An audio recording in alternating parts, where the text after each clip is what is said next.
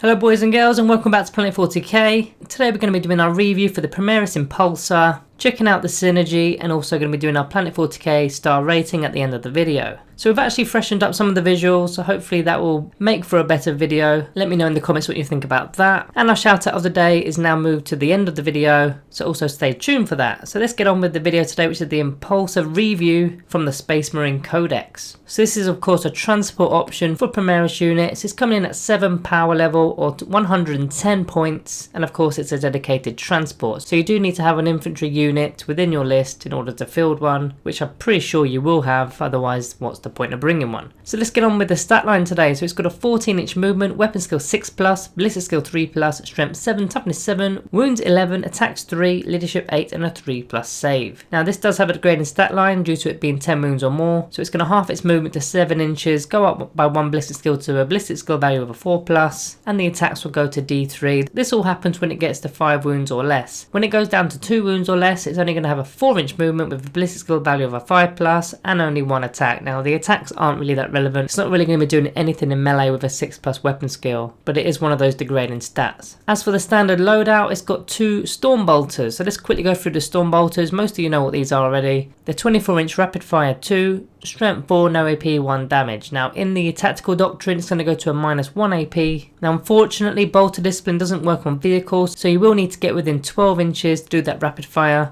So quite a basic weapon within the Space Marine armory, only really doing mild damage to quite weak infantry units. So there are war gear options as you would expect, because that loadout isn't that sufficient to be honest. So the war gear options are, you can equip it with 1 Iron Hail heavy stubber. You can then replace the 2 storm bolters with 2 frag storm grenade launchers. You can also equip one of the following from this list. So you've either got a shield dome, an orbital comms array, or a bellicose missile array. Then there's also an Iron Hail sky talon array there as well. So let's go through those options, because those ones are not as familiar as the storm bolter. So the Iron Hail heavy stubber is going to cost you 5 additional points. This has got a 36-inch range, it's heavy 4, the strength is 4, -1 AP, 1 damage. So in the Devastator Doctrine you're going to get it to a -2 AP. It's still only really doing light work here because it's only strength 4, the AP isn't that great, and it's only 1 damage. Take it if you want to take it, it's only 5 points. As for swapping out the 2 storm bolters for the 2 frag storm grenade launchers, these are going to be assault D6 at 18-inch range, strength 4, no AP, 1 damage. Again I'll mention that it's a -1 AP in the tactical doctrine due to the combat doctrines. Now these weapons do have the blast keyword, so going against light infantry that are in larger units will be better for you. And just remember you've got 2 of these, so on average you're going to get around 7 shots with this. This is a free upgrade. I think I would stick with the storm bolters if I'm honest, because you're going to go into close proximity anyway, so you're probably going to be within 12 inches or near enough, which means you're going to be having 8 shots there as opposed to the average 7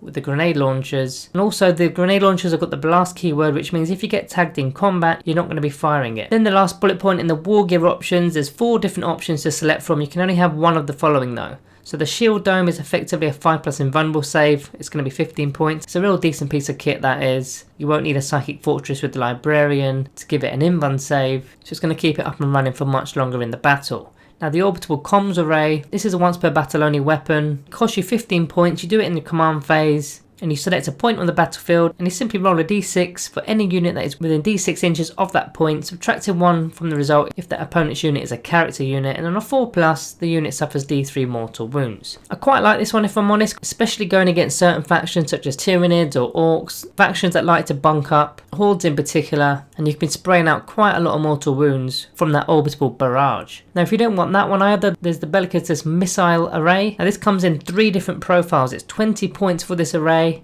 You select a profile before using it. They're all 48-inch range. The crack missile's heavy 1, strength 8, -2 AP with the damage being D6. And the frag missile is heavy D6, strength 4, no AP, 1 damage with the blast keyword. That part is effectively a missile launcher. You then on top of that get the Icarus missiles, which are 48-inch range, heavy D3, strength 7, -1 AP with the damage being 2.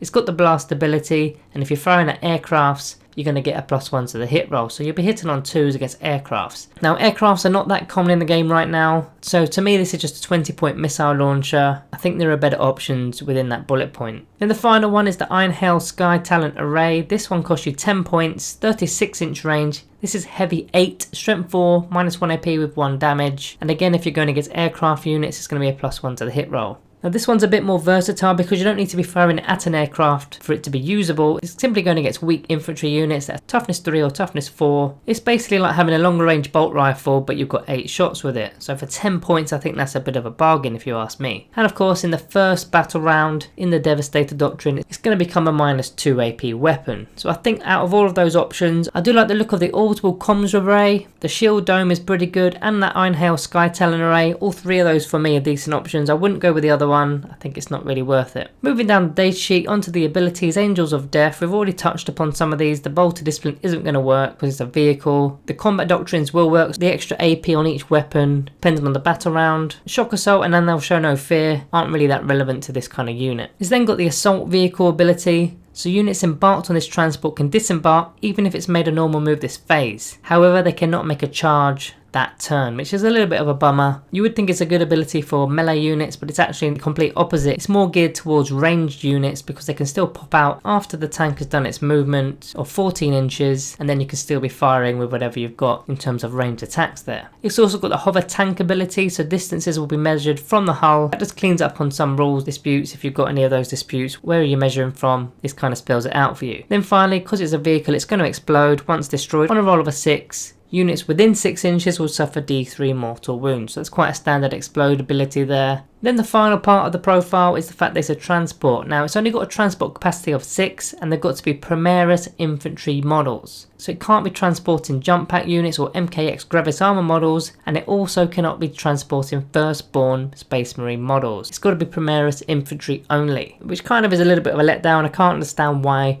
firstborn models like Devastators, for example, can't go in this vehicle. It doesn't make sense to me. Then the final part of the datasheet is the keywords. It's got the chapter keyword, of course, so it's going in any chapter that you want to be playing. It's a vehicle, it's a transport. It's got the repulsor field keyword as well, so that's going to relate to a stratagem, which we'll go over now. So onto the stratagems, you've got the Armor of Contempt. It's 1 command point, and you can effectively have a feel no pain save against mortal wounds. Use the fact this is a vehicle. Never really been keen on this stratagem, but I've always got to mention it when we're reviewing a vehicle model. Then due to the fact that it's got the repulsor field keyword, you can use the grab pulse stratagem for 1 command point, and it's got 2 parts to this. You can use one of the following bullet points. The first one is in your movement phase. If you're falling back with this tank, you're still eligible to shoot, or in your opponent's charge phase. If the impulsor is selected as a target of a charge, then it's going to be a -2 to their charge rolls. Not too bad, that one at all. So as for some synergy here, so I'm going to talk about some units that can actually go into this impulsor tank due to the fact that it's a transport. Now obviously it's only got a transport capacity of 6, so with these units I've selected now, I'm going to take them in units of 5 with a space of potentially putting a character model in there. So the first one is the Intercessors. In a unit of 5, they're the bog standard troops nowadays for the Space Marine army, with 2 wounds apiece and with a decent bit of weaponry and the option of the actual ranged weapons. They could be pretty good objective holders, so getting them to the right location with their impulsor could be a solid tactic. Now you could opt to go with the Assault Intercessors. Now as we mentioned in the ability section, they can't actually get out and charge unless it's the next turn. So if the impulsor is actually parked for a turn, they can then get out on the next turn and then make their charge move after disembarking. But you're not making much use of the actual ability though. But if they do disembark, they do have the heavy bolt pistols that they can fire, which is basically extra attacks there. Strength 4, -1 AP, 1 damage. And then of course once they get into combat with their Astartes chainswords, they're going to be doing a bit of work. As for a more elite option, you can go with the Blade Guard Veterans. They've also got the Primaris keyword and they've not got MKX Gravis armor. These are another melee option, but they're also carrying those heavy bolt pistols as well. A little bit more resilient due to the fact that they have storm shields as standard, so they're going to be pretty good once they get out of the tank and into combat. Now their problem has always been that they're quite a slow unit because they only move 6 inches and they don't have the deep strike ability, of course, so this is one method of getting them in. The Hellblaster squad is next. In fact, I'm going to leave a link at the end of the video if you've not seen the Hellblasters review, so I'm going to leave that link at the end of the video for you. But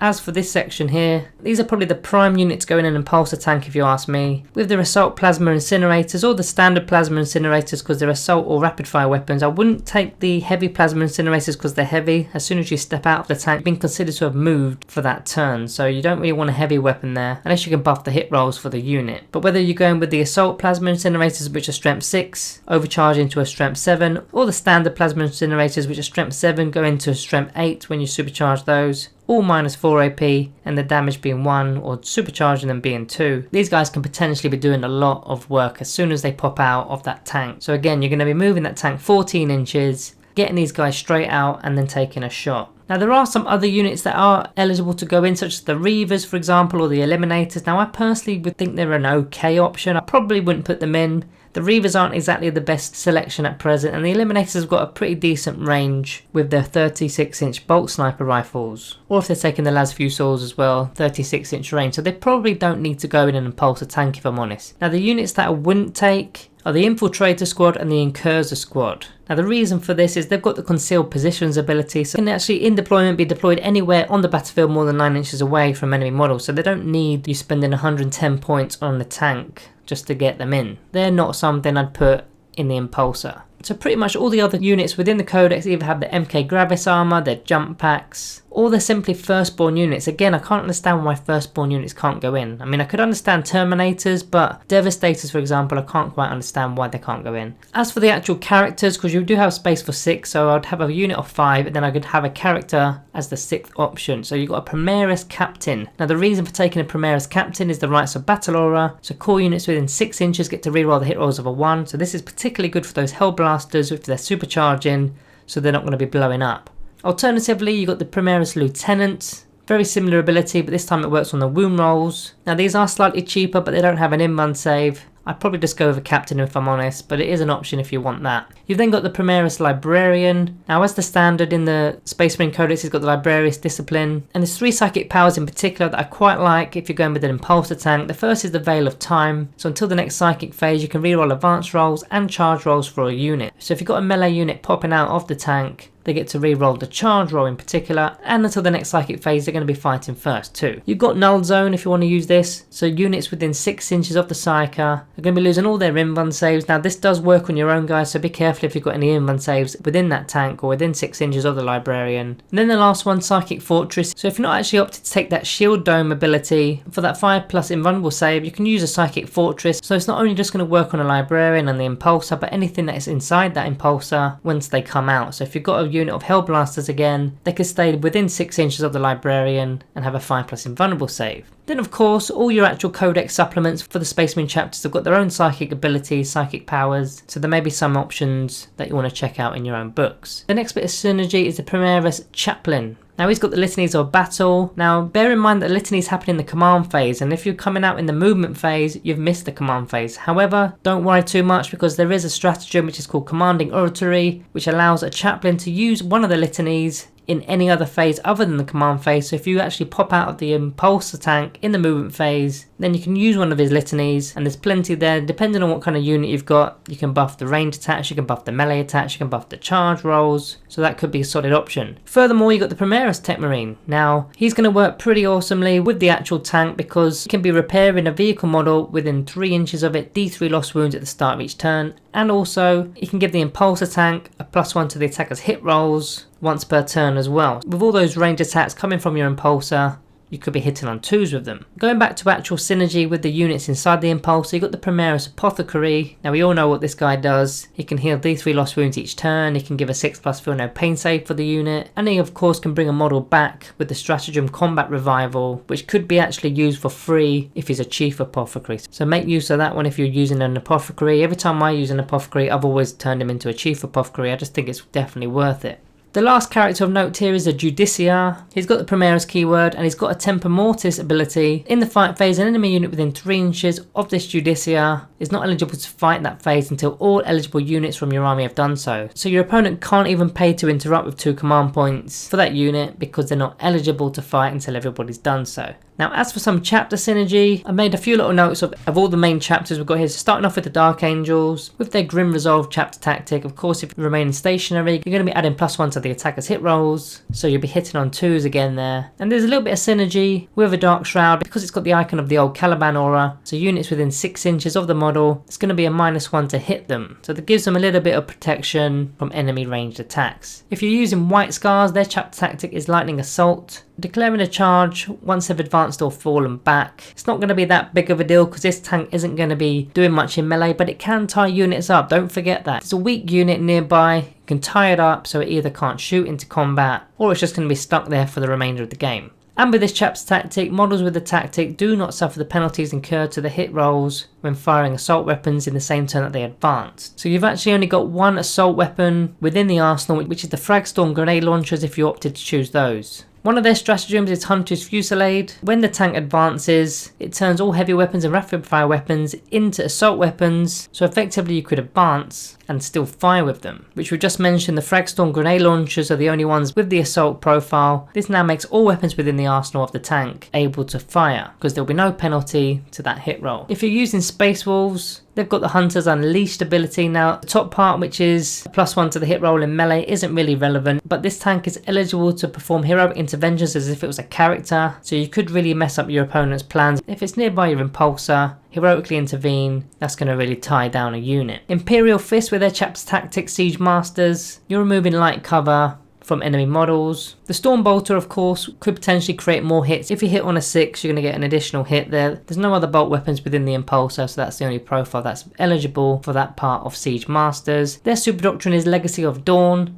So in turn 1, which is Devastator Doctrine, if you're firing with a heavy weapon against a vehicle or a building, and it's got a strength characteristic of 7 or more, you're going to add 1 to the damage characteristic. So that could be the Crack Missile or the Icarus Missile, because they've got a strength characteristic of 7 or more, so you could +1 to the damage of either of those two profiles. Moving on to the Blood Angels, there's not really much here. I know Blood Angels are a melee option, and you could throw some Primaris units within this tank to get them up the board. We've already kind of gone over those. But as for the actual chapter synergy, there's only really one stratagem, which is the Lucifer Pattern Engines for 1 command point used on the Blood Angel's vehicle. It's going to gain the following ability for the entire game, which is Overcharged Engine. So each time this model makes an advanced move, you don't need to roll for it. It just has a 6-inch advanced move as opposed to rolling for it. So it's a little bit like Turbo Boost for bite units. Next we've got the Iron Hands. Their chapter tactic Spilling the Flesh is weak, which is a 6+ feel no pain save against all wounds, and of course they can have double the number of wounds remaining for the purposes of determining what characteristics that the model has. So their damage table, it's going to be really difficult to bracket this thing because of the fact that it's got double wounds there. Now their Super Doctrine Calculated Fury, which is turn 1 in the Devastator Doctrine. There's no penalty for firing heavy weapons while moving, which isn't really relevant because it's a vehicle model. However, in addition, whilst this doctrine is active, you get to reroll hit rolls of a 1. So that part is relevant because of all your range attacks there. Furthermore, with the Iron Hand, you've got the Machine Empathy Stratagem for 1 command point. If you're bringing a Tech Marine and he's using the Blessing of the Omnissiah ability, he can reuse it. You can use it again a second time, and it can be using it on the Impulsor for that second time. They've also got Wrathful Machine Spirit, which is 2 command points, using the shooting phase or the fighting phase with an Iron Hands vehicle, and you get to simply reroll the hit rolls. Not likely to be using the fight phase, of course, but in the shooting phase, rerolling everything, pretty good. Ultramarines with their Codex Discipline, so they can shoot in a turn that they fell back, although it will be at a -1 to hit penalty. And Salamanders with Forged in Battle. Each time the unit is selected to shoot or fight, you can reroll 1 single wound roll. And -1 AP weapons become no AP weapons when they're firing at your Impulsor. They've got a stratagem which is similar to the Iron Hands actually. It's Relentless Determination. The first part isn't really relevant, but the second part, which is in addition, if the unit has a damage table until the start of the next movement phase, you double the amount of wounds remaining for the purposes of determining which road to use on the damage table. So double the wounds there, likely not going to be bracketed if you've already taken damage. So nearly there guys with the chapters. The Raven Guard, which has the chapter tactic of Shadow Masters, which simply gives the Impulsor light cover if it's a target of a range attack which is more than 18 inches away. Then finally, Death Watch. Death Watch, you've got Xenos Hunters, so if you're going against a Xenos army, you get to reroll all the hit rolls of a 1. Pretty good, especially now that we've got the new orcs. This could actually be kind of useful. Then of course you also get to select a battlefield roll, and you get to reroll wound rolls of a 1 against that roll. So if there's a lot of troops in your opponent's list, you'd of course select troops, so you get to reroll 1s there against troops. And finally, they've got mission tactics, so you can mix up the doctrines. If you want the Devastator Doctrine in turn 2, for example, you can do so. You can only use a Devastator Doctrine once, of course, it's still restricted in that sense, but you can mix them around in any order you want. Okay, so on to the summary then. Starting with the good, it's got a 14-inch speed with 11 wounds, so it's quite a tanky model, no pun intended there. It transports a small melee or small range option into the mix, particularly those range options that are at short range. It's going to get them in.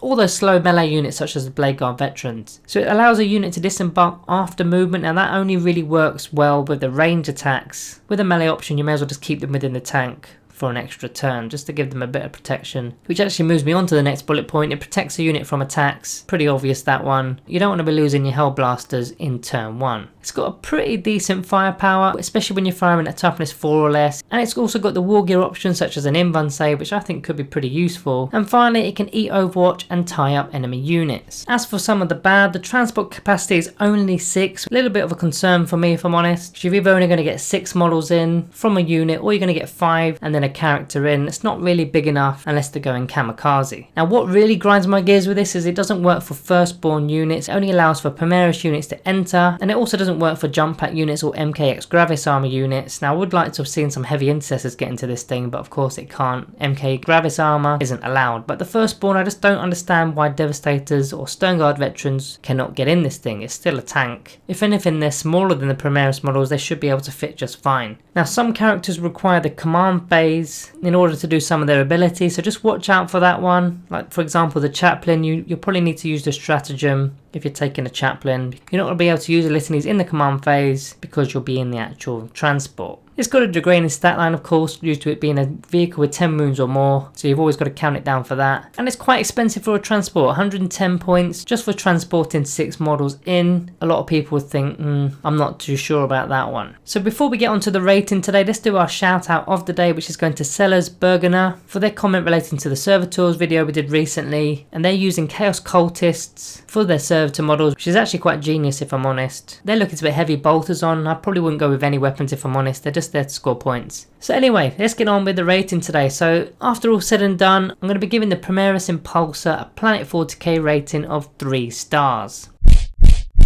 Now I could see a lot of use for this, but I think this is actually a bit of a generous star rating here. I was very close to going less, 2, maybe 2.5 stars. Partly due to the fact that you've got other options, you've got strategic reserves for example. I'd rather just spend 1 or 2 command points than actually spending 110 points, plus any upgrades as well. So guys, before I end the video today, if you haven't checked out the Hellblasters review, simply click this link on the screen now. Let me know if you agree with that review or not. Also drop a like on your exits. Thank you all for watching, and as always, I'll see you next time.